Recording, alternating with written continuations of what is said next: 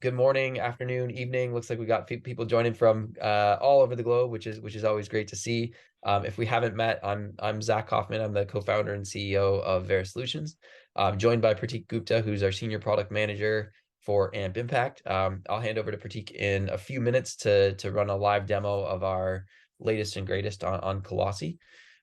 Quick rundown of what we're going to do today in the webinar. So we are going to do a quick revisit of the AMP Impact feature overview across the different functional areas of AMP Impact. Quick reminder, if people can just go on mute, that'd be great. Thanks. So we'll look at the feature overview. I'll do just a quick couple words on our Jarvis 2 release. So we did we did a small release around Salesforce Nonprofit Cloud compatibility in June. So I'll just highlight some of the key points there. I'll talk through some of the release highlights for Kalausi, which just came out. Prateek will run through a live demo. We'll have time for Q&A. We've got a little poll at the end. We'll also give you a little bit of insight on what's on the roadmap, what's coming up in our next release, which is Libertas in November. And a little bit of a look at what we're planning on and thinking about for 2024, and a chance for you to help inform that too. So, without further ado, this is the feature overview of AMP Impact. There's a lot here in AMP. So as we think about our roadmap, as we're prioritizing what to work on, we're really trying to make sure we're balancing across the needs and aligning as much as possible to customers' needs and what we're hearing from customers and prospective customers in terms of where to take the product. You can see here we've got a great mix of impact measurement functionality in the frameworks and impact outcome reporting functional areas, as well as project, program, grant management functionality across these other areas, and then kind of that backbone of project setup. So this year, Kalausi was our second major release. We had an earlier release in the year with Jarvis, where we introduced some great functionality. Definitely go check out that webinar recording if you want to go take a look at what's in Jarvis, and if you're not on Jarvis already. Kalausi brings some really nice additional functionality that I'll talk about in a minute. So well worth doing an upgrade to Kalausi. And Libertas, we've got some even more exciting stuff, I think, on the deck for Libertas as well coming in November. So that's the feature overview. I mentioned Jarvis 2. So in June we did a sort of mini release with Jarvis 2. And really, if you've been listening to some of the news from Salesforce this year, you've probably heard about the new nonprofit cloud suite of products that Salesforce.org has been rolling out progressively into the year. So it's important for us as a running a product that is native to Salesforce and plugs and plays, works with everything. It's really important that we work with that we're able to work with Nonprofit Cloud, and that AMP Impact is fully compatible with Nonprofit Cloud, so that it doesn't matter what kind of licenses you're using or what other Salesforce objects you're using, whether you're using Nonprofit Success Pack, whether you're using Nonprofit Cloud and the new products, whether you're using something that's more just platform or the Sales Cloud or Service Cloud. It really shouldn't matter from our point of view, and we want AMP Impact to work with everything. With all the noise that Salesforce is making about Nonprofit Cloud, obviously is important to us to get this extra release out and make sure that we were able to practice what we preach in that regard, in terms of compatibility with Nonprofit Cloud. And it turned out, as we looked at it, that there was a little bit of technical work we needed to do to get AMP up and running with Nonprofit Cloud.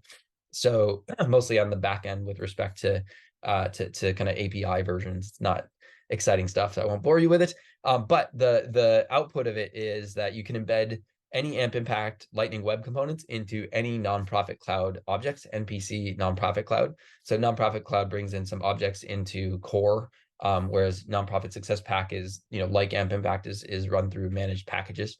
So you can now embed AMP Impact components into any Nonprofit Cloud objects. And then you can also reference Nonprofit Cloud objects when creating aggregated indicators. So if you haven't worked with aggregated indicators, we'll spend some time today talking about them because it's part of the Kalausi release. But aggregated indicators allow you to bring data from any Salesforce object up into the indicator result structure.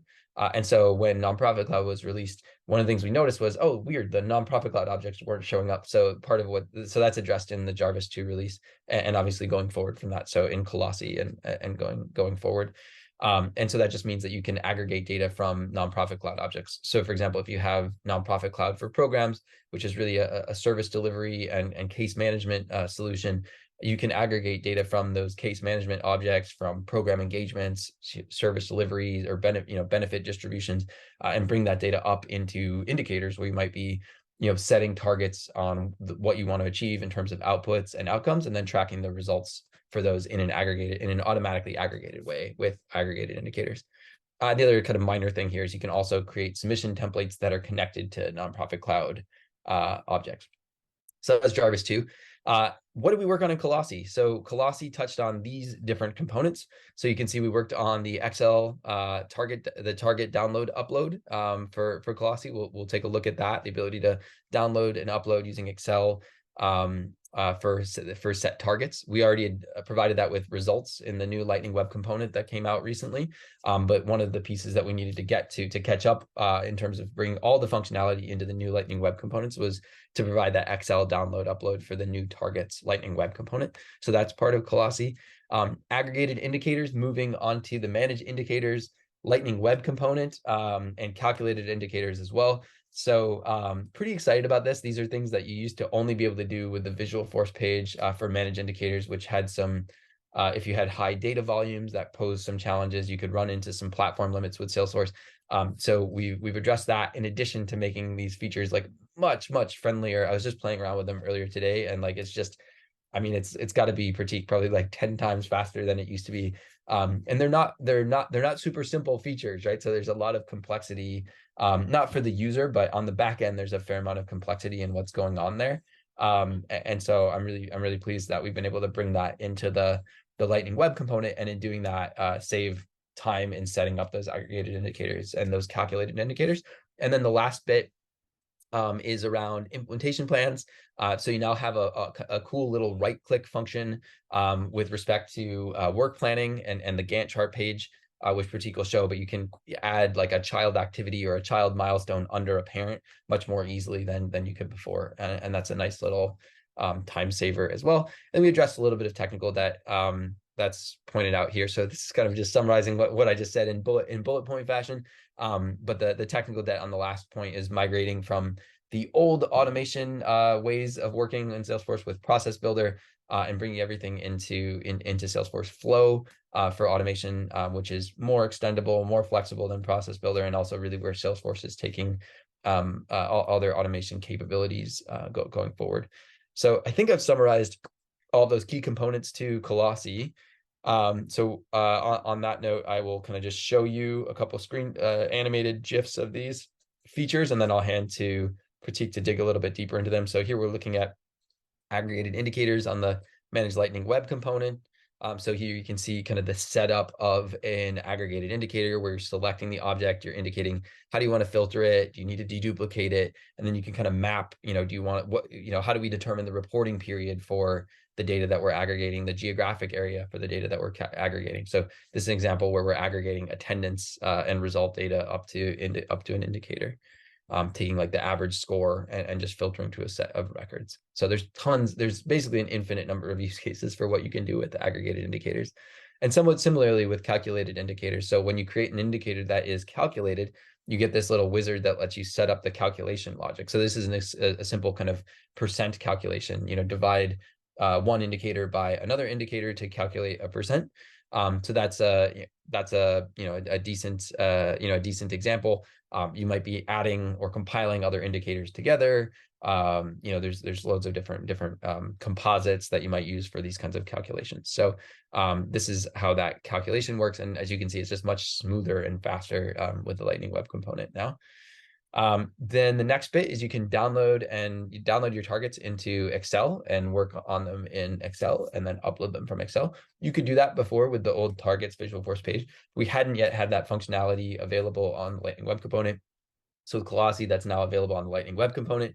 You can see what the Excel looks like here. This is an example of a more complicated Excel template where you are disaggregating some of the targets by sex or cross disaggregating by sex and disaggregating them in other ways. And there's a slew of different indicators here. Obviously, if you're not cross disaggregating or disaggregating at all, it's a simpler format. But what you can see here is you can set targets across those periods, at the top here, and that's really what what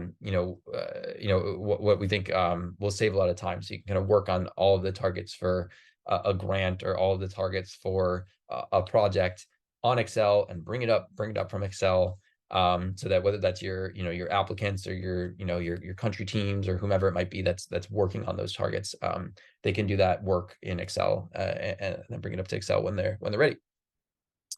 You can obviously do that with results as well already. We are demoing that here because that's already available.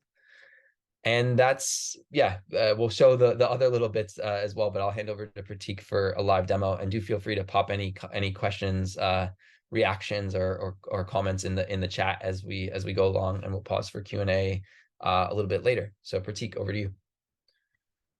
Thanks, Zach.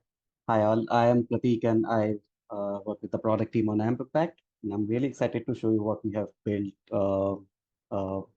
in the Kalausi release. Zach, can you stop sharing your screen now? Thank you. All right.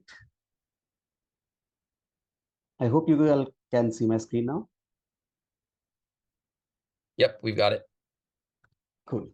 So as you can see, we are on Indicators tab. I'll start with discussing how to set up aggregation and calculation for your indicators, and then I'll talk about targets, download, upload, and I'll also touch upon the activities shortcut that we have built. So if you have worked with aggregated indicators, you would know this flow is exactly the same, but it's now on LWC, so it's much faster. So let's say I want to create an aggregated indicator based on some source data. Let's say I want to calculate an average score for students in English. And I can select my data type. This is exactly the same as you would have for any other types of indicator. This part of the process is same. But let's say I do all of that, and then I can move on to the next screen. If I want to change anything in the project indicator, I can do that, or I can directly go to the aggregation screen, and this is where we set the aggregation criteria, which is basically how you specify like how your source data is aggregated to the results for this indicator. So I can say that my source data is in score object.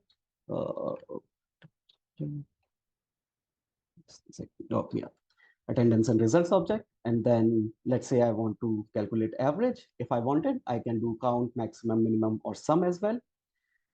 I'll have to choose a score, choose a field to average. Now since average is a numeric field, only numeric fields display, and I only have one numeric field, and that's why it's being displayed. So I select that. If I wanted to filter that score, in this case, I only want to calculate scores which is for English. So I'll filter this by subject, and I'll say that subject equals to English.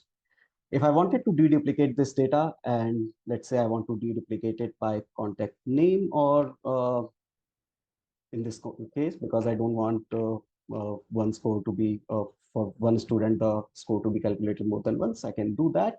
And then I need to specify how is my reporting, where is my reporting period coming from. Let's say I have that based on created date. I can specify a geographic area. In this case, it's going to be country. And then I can mark this as active or not. I already have aggregation set up in my org, so I'll just cancel this flow. But once you have done that, if you wanted to change anything, you can just go to the aggregated indicator that you have created, click on the edit button here, and then you have an option to go to the save and edit aggregation screen. You have the same screen that we had earlier. So if you wanted to change anything in that screen, you could do that.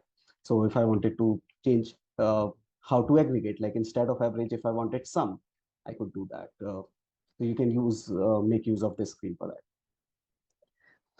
Once you are done with this, you have set up your aggregation. So you can update your results from the indicators page.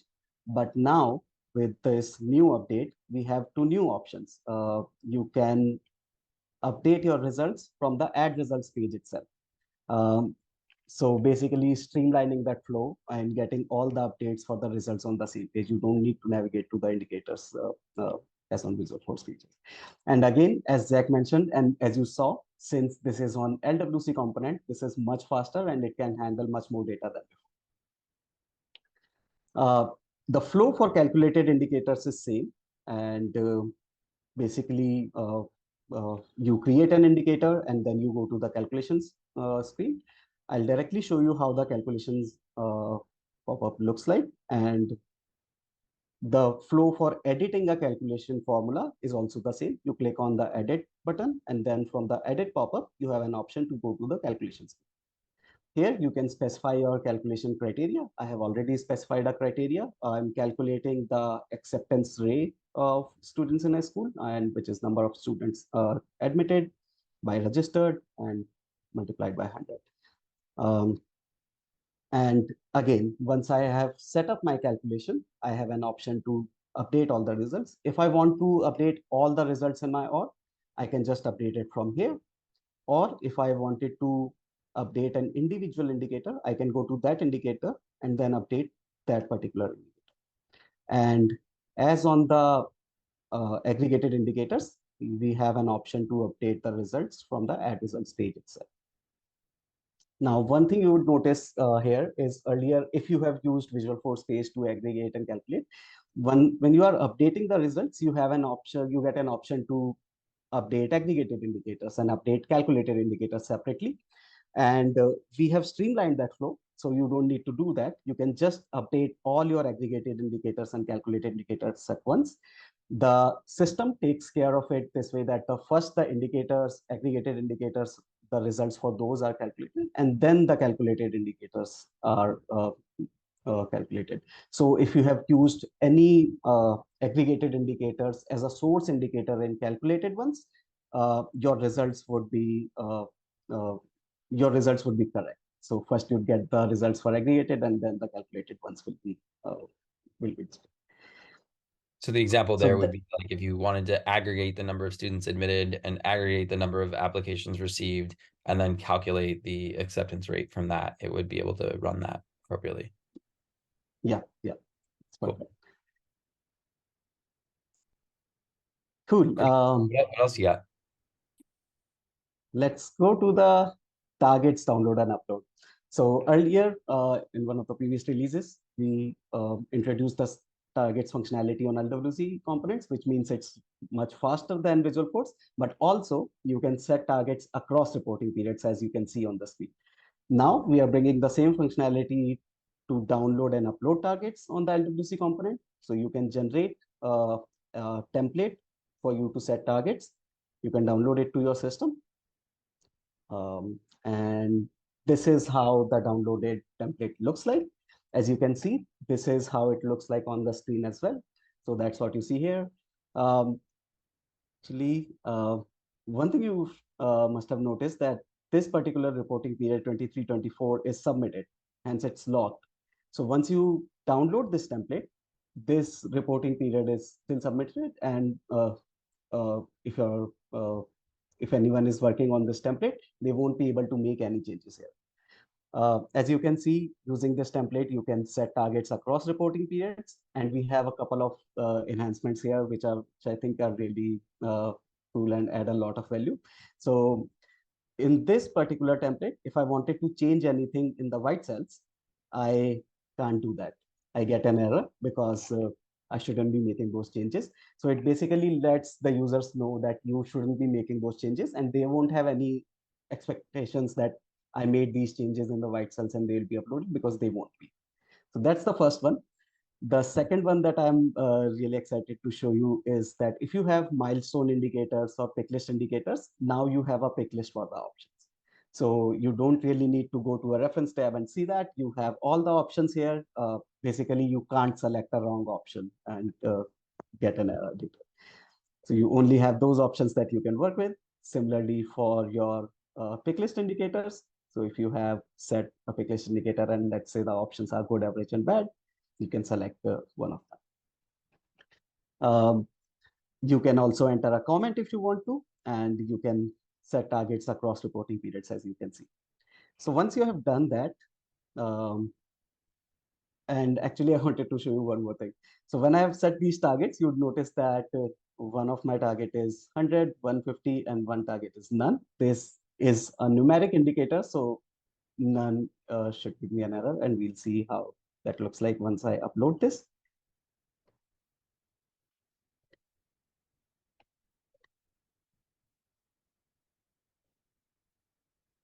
So as you can see, one of my records is not processed and it's not uploaded. And it also gives me an option to view that error. So I can just click on that, and an error log would be downloaded on my system. So let's see how that looks like. So this is that error log. It shows me which indicator has the error. It shows me which reporting period has that error. So I can go to the correct reporting period, correct indicator, and then I can see the error. Error says that it's an invalid value, and I can just correct it on my original sheet back to 200, let's say, and then I can go back and upload it.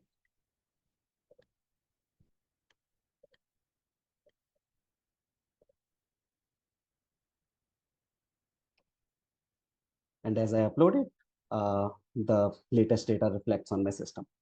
All of the files that I have downloaded and uploaded, they are on geographic area record. So if you want to make use of those data, and if you are doing content versioning, you can refer to the files there. Cool. Let's quickly see the activities enhancements. So earlier, you could create all the set of activities, and if you wanted to create new activities, you had these options to create tasks and milestones. You still have that. But in addition to that, what you can do is, let's say I want to create a subtask for invite applications. I can just right click on invite applications, and I have an option to either create a child task or a child milestone. Let's say I create a child task, which is, let's say, publish notification. And then I can select a type. I can provide which date. Let's say I want to do this end of January. So I can specify the start and end date for these. I can also specify an status. Let's say this is in progress right now. And as you can see, my child activity, child task has been created. If I wanted, I can also create a child milestone, which is, let's say, a send or anything that you want it to be. And I can specify a due date. And let's say I want to do this 1st of Feb. And I have that. So imagine if you had like 20 or 30 activities here and you are working, let's say, somewhere down. You can directly work at whatever position in the work plan that you are working on, and you can directly create your child tasks and activities from there itself. It gives you a lot more context as to what you are creating without disrupting your flow. Cool. These are all the enhancements. I'll stop sharing my screen here, and yeah, back to you, Zach. Awesome. Thanks, Prateek. That was great. I'm gonna just get my screen sharing again, and we can see if any questions have come up. So do you put any questions that you want answered in chat? You can also, pull yourself off of chat if you want to see. We got one chat coming through. Cool. From Joe, can you set up permission group restrictions on users for creating aggregated KPIs? For example, only specific staff are allowed to make them. That's a good question. So correct me if I'm wrong here, Prateek. I don't think we've set up any like custom permissions around aggregated or calculated indicators. Good suggestion for the roadmap. It is that option as a pick list, it's controlled as a pick list. So there are probably some ways you could kind of block things that shouldn't happen from happening, whether that would be like validation rules or potentially I don't know that you would use that. Yeah, we have to think about kind of profile-based differences. But if you want to do it at permission level, which would probably be the best way to do it, I don't know of ways to kind of restrict pick list values based on permission sets yet. So but it's a good question. I think there probably is a way get there, but validation rule might be kind of the quick and dirty way to sort of restrict who can do that by by profile, for example. Good suggestion. I think we can definitely make note of it. Yeah, I'll just add one thing here. So even though we can't restrict who creates the aggregated indicators, but the options that you see, the options for objects, those are controlled by your permissions. So if you don't have access to an object, it won't be displayed in that list. So there is some degree of control there.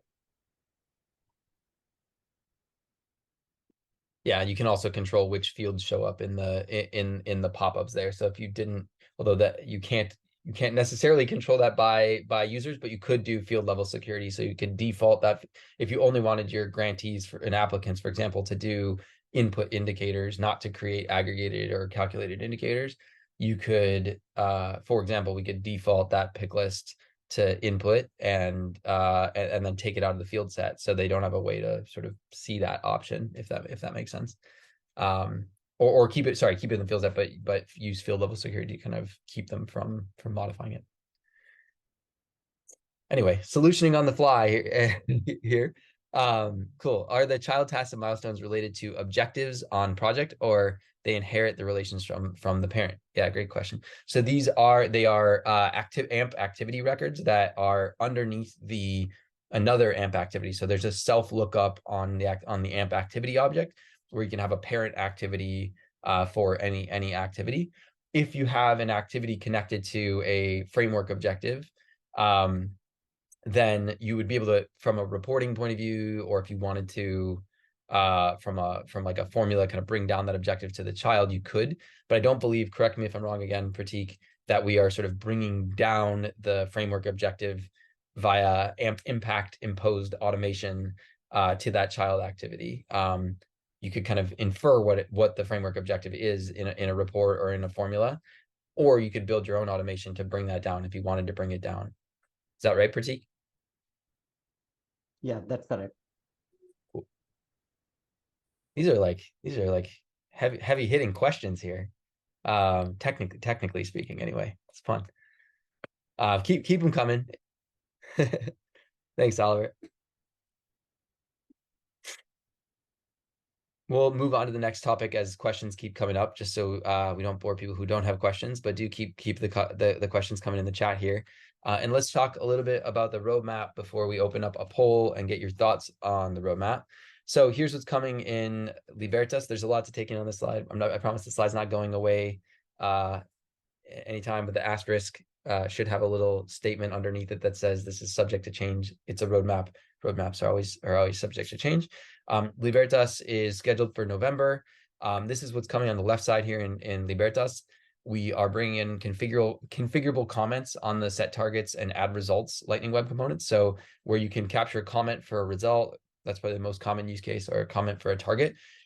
You'll be able to capture other fields on the result object in that pop-up. And so that gives you lots of other use cases. Let's say you want to capture information about like the data source, or or more detailed information that supports the result without kind of needing to be entered into that table. You can do that through you'll be able to do that, I should say, in Libertas with a field set. I'm really excited about the second one, dynamic display of fields in the add indicator and edit indicator pop-ups. So you may have seen it even in the demo here, there's kind of a lot of fields that show up when you create an indicator or edit an indicator, at least by default. I mean, in some of your orgs, you may have removed some of those fields from field sets if they're not needed, or if you can kind of just default the values to them because they're always going to be the same. But what we're going to do in Libertas is allow for dynamic display of fields based on data type. So if you select number, it'll display fields from the number field set. They're the fields associated with numbers.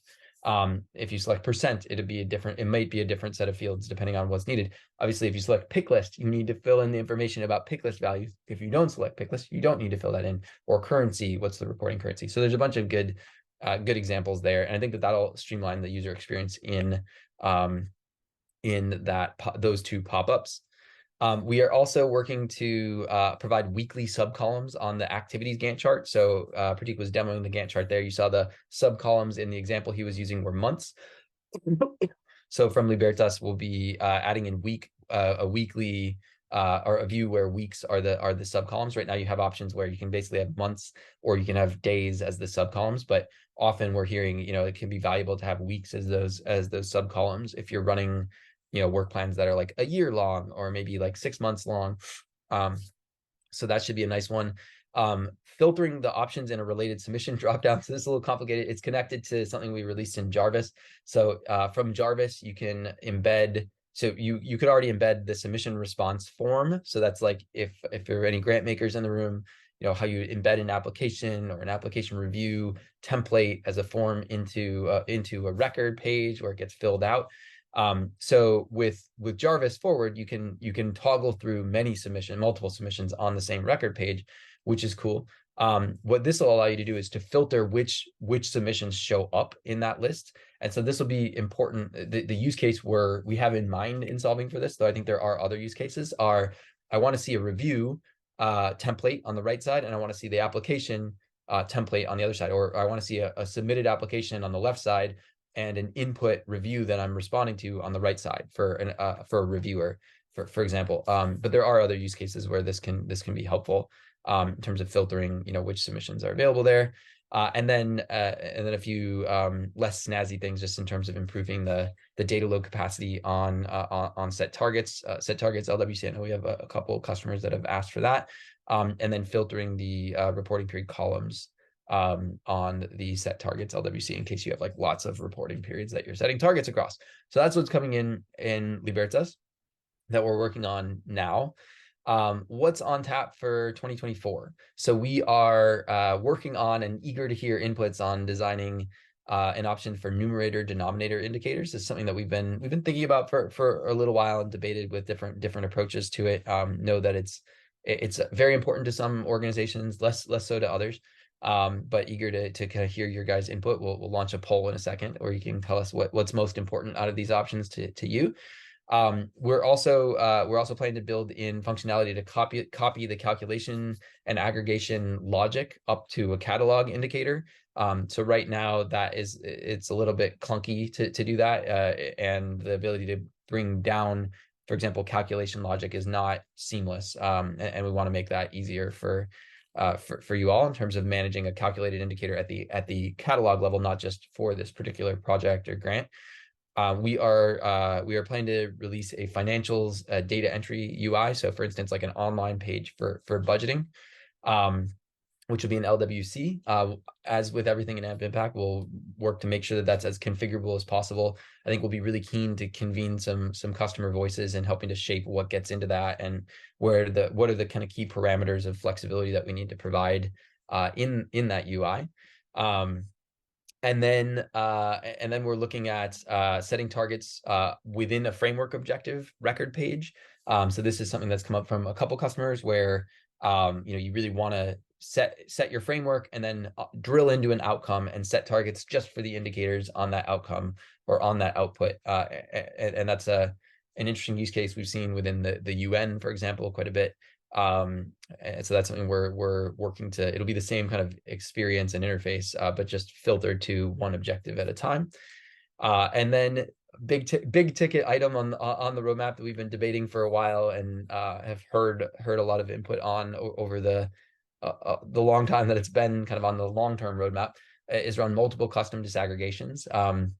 So allowing the disaggregation of one indicator by more than one custom disaggregation group, and then relatedly the ability to create custom disaggregations from the Manage Indicators LWC, so that a user, where appropriate, a user wouldn't have to go into disaggregation groups and create one through the native interface. It could just be done quickly and easily on the LWC without having to navigate away from that. So that was a lot to take in. There's a lot that we're working on for kind of the next three or four releases. But eager to hear your feedback and questions around this. And I think Zenit, we can launch the poll to see what people think about the items coming in 2024 and which ones they're most interested in and which ones are most valuable to you. So hopefully you can see a poll now. If you wouldn't mind taking a moment to just tell us which features are most valuable, or which features would be most valuable to your organization. You can select more than one if you want.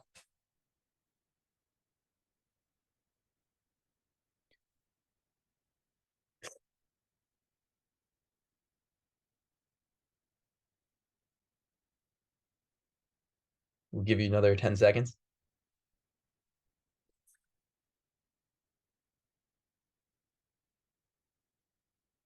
Three, two, one. Buzzer. All right, close the poll. See what you all said. There we go. Oh, quite a mix. And that's consistent with that's consistent with feedback that we're hearing in lots of conversations. But looks like multiple custom disaggregations is the leader here, with a tie between numerator denominator and financial data entry, although all of them over 50%, which is cool. Glad to hear that we're focusing on stuff that's important to you all. That's encouraging, and nice to see. Groovy. So, well, again, door is open for other questions, comments that we can field for you at this point. Obviously, we want to be mindful of your all's time. So if you don't have questions, we're also happy to field them separately. The chat is open and we'll be here for a little while. We would love some App Exchange reviews. If you want to, I think we have a QR code on here, maybe. You just need to refresh it. Yeah, there we go. If you want to scan the QR code to get to the App Exchange, or if you want a browser, might be a little bit more friendly for App Exchange. Now that I'm thinking about that again. But you can just search for AMP Impact on the App Exchange. We'd love to get a few more reviews for AMP on the App Exchange. It does help other organizations find AMP, and helps our partnership with Salesforce, amongst other things, for them to see how important this product is to the amazing organizations that are using it. So would love your voice on there. Anybody? Thanks, Zenit. If anybody's up to the task, it doesn't take long to do that. Great. We've got a question from Tanisha. On the create custom disaggregations for Manage Indicators, is the ability to select values from an existing disaggregation group part of that functionality? So if there are 10 disaggregation values, but only 5 apply to this project, will they be able to use the disaggregation group, but just select the 5 applicable values? You get the question, Prateek? Yep. So we do have that requirement. It's not part of multiple custom disaggregation groups. So we are treating that as a separate requirement, but we have heard of it. So to answer your question, Tanisha, it won't be part of the multiple disaggregation groups, but we do have that on roadmap. And if we get enough interest for that, we will build this. But these two are dealing. And I think kind of related to the last item that we talked about, right? As we move into the ability to manage the disaggregation for an indicator on the Manage Indicators page, I think that opens the door for thinking a little bit about what are the other kind of cases and use cases for disaggregation that we might need to provide some flexibility for. Like I've seen a few examples for, I think for a lot of clients, this disaggregation group with disaggregation values model, it reflects kind of how they're used to doing disaggregation, and it's helpful for saving the same way of doing disaggregation so you don't have to create it over and over again. But I've also seen some other clients that are like, every indicator is different and we want to just custom define the disaggregation values for this indicator. And so there's a little bit of a debate in the roadmap room around how we might tackle the second use case, or facilitate it at least. Thanks, Tanisha. Really great questions today. Cool. One other thing I'll quick say, so hopefully you've seen today some of the latest and greatest from Kalausi. Good reasons to get on Kalausi when it comes to opening up that aggregated and calculated indicators functionality in the LWC and making that fast and easier to use. You've also seen some of the updates with the Gantt chart, obviously the ability to download, upload targets with Excel. So hopefully that gets you excited about Kalausi, and what's coming in Libertas is exciting and for you as well. If we can help with upgrades, our support team would love to help. So you can reach out to support@verasolutions.org if you want a quote from us on plugging in to help with an upgrade. We will make sure everybody's got access to our knowledge base and the latest installation upgrade guide. You can always check the verasolutions.org/amp updates for the latest information. I can just maybe open that page up so people have it handy. That's this page. And actually we need to get Kalausi information up there, don't we, Prateek? So that's we've shifted now to Confluence and other such things. So we could share the proper link to this. Is just where I tend to go as the old school guy that I am. Thank you. There we go. This is what we're looking for. So here's our Kalausi release notes. If you want to dig in deeper, you got lots of information in detail about everything that is packed in that Kalausi 1.34 release. And we look forward to answering any questions that come up around that release, and keeping at it. Big thanks to Prateek for the demo. We'll stick around if there's any other questions that come up, but also if people need to drop or want to drop to take a little bit of time back. Thanks for joining. Great to see you all, and great to have a nice turnout as always on our release webinars, and updating you on what we're up to. So thanks everybody.